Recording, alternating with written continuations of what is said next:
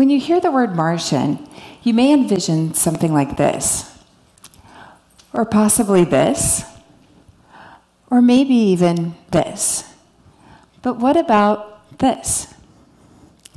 The first person to step foot on the red planet has already been born and could be a student in a classroom, or a kid in your neighborhood, or someone in your own home.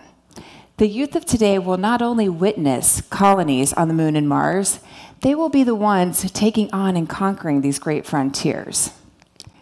Now, the youth of today may sometimes seem like alien life forms, and in reality, they're experiencing the world and education in a way that's so vastly different than the world and the classrooms we grew up in, that it might as well be growing up on a different planet.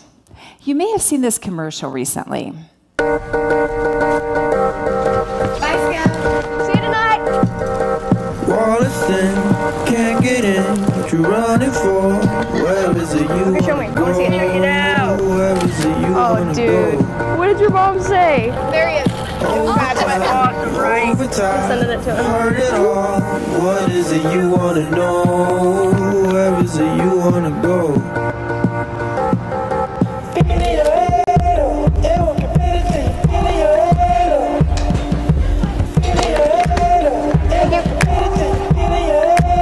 Where is it you wanna go? Where is it you wanna go?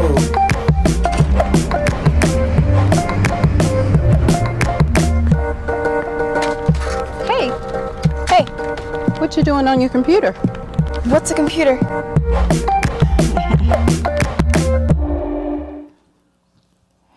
Riding bikes, climbing trees, signing casts, looking at comic books. The youth of today are similar to past generations in many ways, but the way that this information is obtained and the way these interactions occur is so foreign to that of the past and will continue to evolve. I was having a conversation with my mother the other day, and we were talking about the lyrics to the song Fire and Rain by James Taylor, and I asked her if she had known what the line "Sweet Dreams and Flying Machines" meant when we used this as a goodnight wish growing up. I thought for certain she'd always known the meaning, but she reminded me that she couldn't just look up the lyrics to a song in her youth. Real-time information wasn't available on demand, and even libraries wouldn't have this information available. The way that we access information now doesn't even resemble that of just a few decades ago. If you think about how quickly these changes have occurred, I can't even remember the last time that I did research in a library, or looking back into my college years, doing a term paper. I remember being in my dorm room, hovering over a word processor that I'd borrowed from a friend, and realizing that I'd made a mistake on the page earlier, and I'd have to go back and delete multiple paragraphs just to correct that mistake. And now I can't even remember the last time that I opened a physical dictionary. Imagine having never known anything else. I'm sure we'll look back in 10 years and reminisce on how advanced we thought our technology was today and how quickly it was replaced with the more savvy tech of the future. We often hear that we're preparing students for jobs that don't exist, but seldom do we think about the possibilities that these jobs may not occur in our communities or in our country, but they may be out of this world, quite literally. 66 years separated the Wright brothers from the Apollo 11 moon landing. 29 years later, the International Space Station was formed. The next great frontier of the Mars and beyond is not too far away. In 2016, I was invited to the 100K in 10 Summit in Houston at the Johnson Space Center to work with a group of professionals from across the country to address the issue of a shortage of STEM teachers in education. There's a projection that we'll have a shortage of 100,000 teachers that we'll need for science, technology, engineering, and math, which is otherwise known as STEM, which in return has created a shortage of students going into STEM. In addition to recognizing the magnitude of this problem, we were able to see firsthand the impact that STEM has had on the world around us. While there, we were invited to tour a Mission Control Center where human space flights were managed. Milt Heflin, the retired director of flight control, shared with us his stories of space and gave us a tour of the center. I was blown away by the technology that sent man to the moon. Most of the Martians in our classroom would recognize this as something you would see at a bank drive-thru on the rare occasion that banking is not done online or on an app. But many of our students have only seen a rotary phone dial in a movie or maybe an unused phone in a grandparent's house. Yet this is the technology that sent man to the moon. The computers themselves were less powerful than the smartwatch I have on my wrist today. In the book, The Gravity Well, NASA director and engineer Stephen Sanford says that by 2030, we will have a small colony on the moon. By that same date, we'll be mining asteroids for precious metals. By 2040, we'll have a colony on Mars. That's just 22 years away. The students in today's classrooms could be the first Martian colonists. In 2040, we'll have probes in habitable new planets. The sky is no longer the limit. We've come a long way in technological advances in space travel, but in order to lead the way in future missions, we have to think bigger in education as well. The Martian classroom isn't just about space. It's a metaphor for the future of education and where we need to drive the learning space in the future by equipping students to thrive both on and off of planet Earth. Just as viewing the Earth from the perspective of space changes our perception, when we look at the classrooms and education from the perspective of the future workforce, it changes our perception as well. According to the Institute for the Future, 85% of the jobs that will exist in 2030 have not yet been invented. Dell Technologies says that the pace of change will be so rapid that we'll use virtual and augmented reality to learn in the moment, and the ability to obtain new information will be more valuable than the knowledge itself. This means that we need to change the mindset of learning or education and then work and create a mindset of learning as a way of life. According to the Bureau of Labor, students who graduated high school last year will have 17 jobs by the time they reach the age of 38. Now, that's not different positions in the same company. That's completely different jobs. Instead of asking students what they want to do with their lives, we need to ask what they want to do next. It's really unfair to ask them what they want to do for an entire lifetime, and it leads to decision fatigue. It's kind of like looking at the menu at the Cheesecake Factory. There are so many amazing, yummy options that it's hard to make the right choice. And sometimes I end up leaving without that sweet piece of pie in my tummy, which sometimes is a good thing. But this is why we see so many students stalling. The idea of having to come up with a job for an entire lifetime, especially when that may not even occur, it's overwhelming. And rather than making the wrong choice, they make no choice at all. Instead of asking students what they want to do after they graduate, well, first you have to think about the idea that when you say, what do you want to do after you graduate, you're implying that learning has ended and that the rest of their life begins. And what they're doing right now doesn't count. Plan, yes, but know that plans may change and be prepared to take on other opportunities. Encourage students to dream big and to have audacious, outrageous, Mars-shot goals, knowing that the jobs, the education, the credentials that they take on next will lead to opportunities that have never crossed their minds. This is what jobs could look like in 2040 from the perspective of LinkedIn.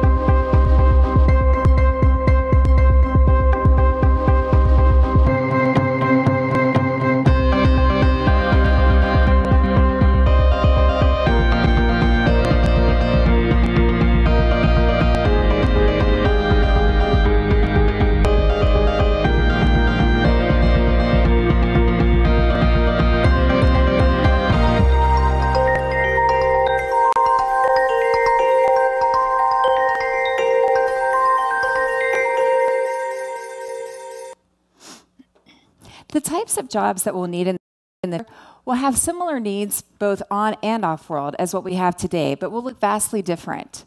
Doctors will not become obsolete, but the healthcare field will require more technology skills than what it has had in the past. I grew up in West Virginia in a coal mining town and as a coal miner's daughter. When I think of mining, I think of something like this. But mining could look very different for the Martians in our classrooms.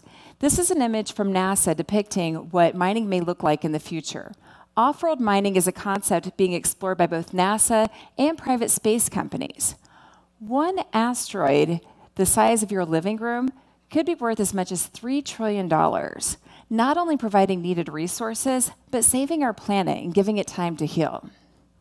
Now, this may sound like science fiction, but imagine what folks who are alive a generation ago or a century ago would think of what exists today.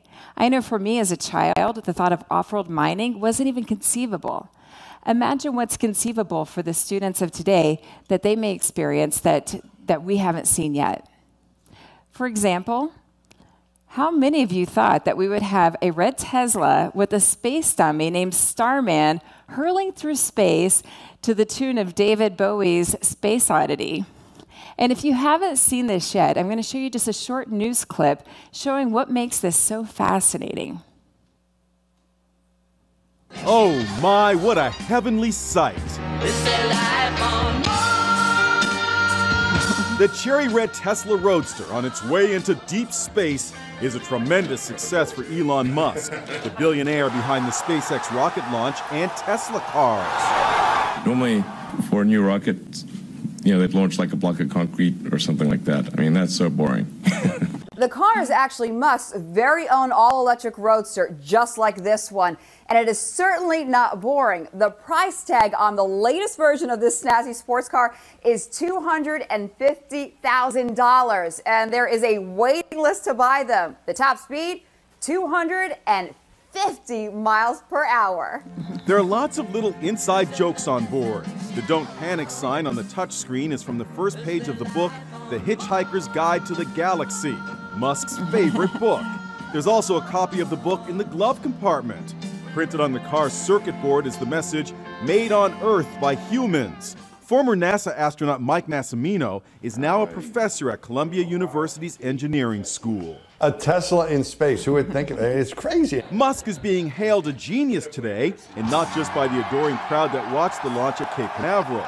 No one is prouder than Elon's mom. Now, I have to say that if I were on that waiting list, I'd be very upset if I were up next and I knew a Tesla was out in space. A globalized workforce and a gig economy is becoming the norm as industries are no longer reliant upon local talent in their communities. Kids get this. They have friends they've never met in person, but that they interact with every day. That's already here. We not only have to keep up with the changes in the workplace, we also have to keep up with the Martians in our classrooms as well. Moving in this direction is actually a really good thing. The more globalized we become, the more cooperative we will be. Just as the International Space Station and the first step on the lunar surface were victories for all of mankind, having this cooperation and this globalization will create more peace between nations as we work together. Education has always been about the future. As the very nature of work changes, we have to change too. Education leaders can no longer rely on the way that things have always been done. We have to keep up, and we have to reimagine the learning space for the Martians in our classrooms. Now, just as industries and technologies have made great strides and advancements, education has as well, despite what some may say. But we're robbing our students of the preparation they need for their future when we hold on to legacy thinking and legacy systems that do not serve the youth of today. According to the White House, only 16% of students are interested in STEM careers and proficient in math.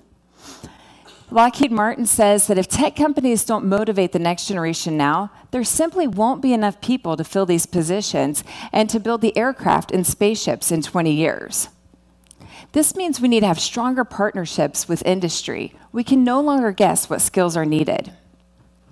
When you think about the biggest problems in the world, in addition to not having enough aircrafts and spaceships, those problems require answers related to STEM.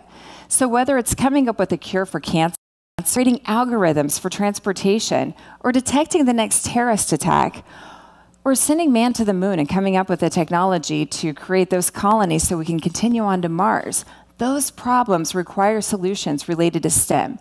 We need to inspire our students and give them the space to create and the inspiration to do so. We also need to motivate them to go into these STEM careers. And that takes using career and technical education to show real-world applications and to inspire students to go into these fields. Innovation is a crucial component in the Martian classroom. Teachers serve as the facilitators as students think bigger and take concepts to the next level. We also need more mastery learning in the classroom.